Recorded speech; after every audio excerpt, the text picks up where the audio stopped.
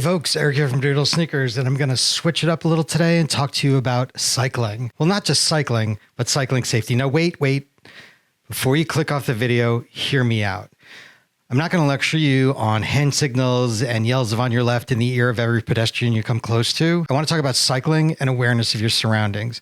See, when I was in college in Boston, I used to ride my bike to school. Now, this was from Newton to Northeastern, which is about 10 miles. Long story short, if I was more aware of what was going on around me, I could have been a bit more defensive in my riding and not torn my rotator cuff when that car hit me that day. So this is a topic that's near and dear to my heart, or at least my left shoulder. So a few years ago, Garmin made it easy for us to be aware of what's behind us with the introduction of the Varia radar system. It comes in 3 variations. First is the Varia RCT715. That's coming in at $150, and it's a sensor that mounts on your seat post and either pairs with a Garmin Edge, most of the Garmin watches, or the Varia app on your phone, or the optional, for another $100, Garmin radar display unit. The radar gives you a heads up if something is approaching you at a faster rate than you are moving. Now, the range is up to roughly 140 meters and up to 5 moving items. Now, I say items because this can be another cyclist, a car, a truck, or if you're not really moving that fast or stopped, even someone walking. Now, I'm a fan of anything that makes cycling safer for all of us. I was primarily a cyclist for years, and I've seen more bike accidents than I care to, and when a car is involved, things tend to escalate quickly. Being aware and knowing what's around you is key. The second key to safety is being seen, and that's where the Varia RCT715 comes in. Now, this is 2 pieces of safety equipment in one. First, it's a taillight that has a number of flashing modes for daytime, nighttime, and Peloton mode for group rides so that you're not blinding the person behind you in the pace line. And there's also a solid on mode.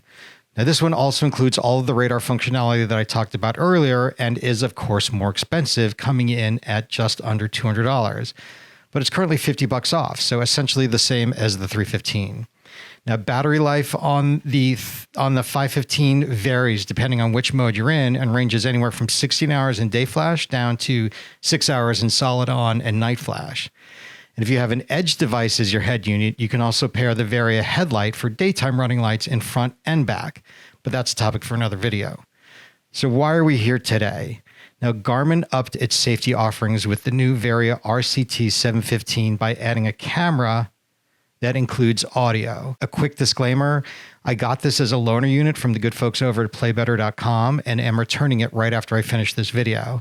And while I'm not getting paid to review the Varia, I will make a small percentage from each sale if you use the link below to buy one. Now, this is at no charge to you and just goes to help support the channel. So if you're so inclined, it would be super helpful to me if you use that link if you're going to buy one. I thank you in advance. Okay, so let's get into some camera specifics, the usage, and all the things. As you can see, this is a much bigger unit than the 515. It also weighs more, but if weight is an issue for you, you're not going to use any of these. It comes with the same blinking and solid on light modes, but given the onboard camera, battery life is drastically reduced from its predecessors. 4 hours in solid or night flash, 5 hours in Peloton, 6 hours in day flash. Now, this all takes into account that you're in continuous film mode on the camera, and I'll get into the camera modes in a minute. If you're just in radar and light mode, that's up to 6 hours in solid or night flash, 8 in Peloton, and 10 in day flash mode. So let's talk about that camera. First, you have 2 quality settings, 720 or 1080, and you can choose one of 3 filming modes. First is radar activated. That is, it will start filming in clips every time the radar picks up something behind you. Now, I wouldn't suggest using this mode if you're in an urban area, as it will just waste more battery life turning it on and off than it was going to save being off in between the 2. Now, better to just keep it in continuous, which is the second mode. Continuous will record from the time you turn it on until you manually shut it off or run out of battery. Footage is stored on the included 16 gig card, which you can see in the unit here. Now, you're going to get about 90 minutes of footage at 1080 or about 3.5 hours at 720. If you want, you can replace the card with up to 28 gig card for a ridiculous amount of footage. And as you can see, the clips come with data overlaid from your Garmin device, and they include speed, GPS coordinates, date, and time. And last filming mode is off. Well, not exactly. See, when you turn the camera off, it's never really off if you have incident detection mode clicked. Well, wait, let's back up for a quick sec. This model has a built-in accelerometer, which if there's a sharp, jerky movement, sets off the incident detection.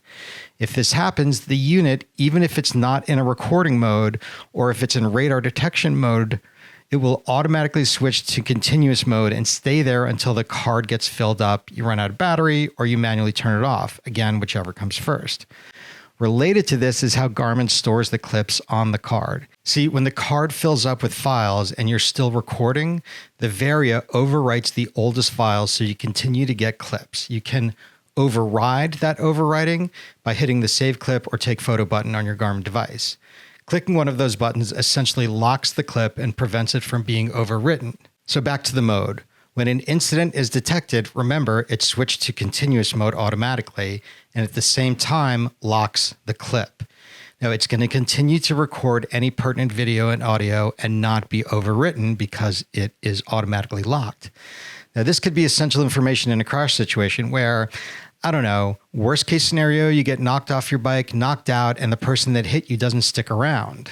This could be essential information if things turn ugly. Now, it's easy to change the camera settings. You can do it from the Varia app or your connected Garmin device. You can ensure the angle of the camera is correct on your seat post.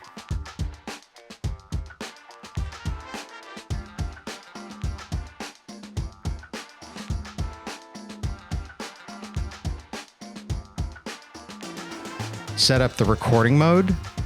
Choose the video quality, the clip length,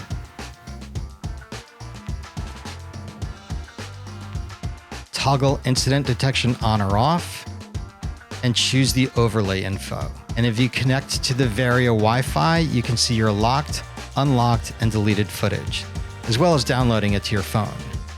That said, I prefer to remove the SD card and just dump it all on my computer. It's much faster. Speaking of the footage, let's talk about how it is.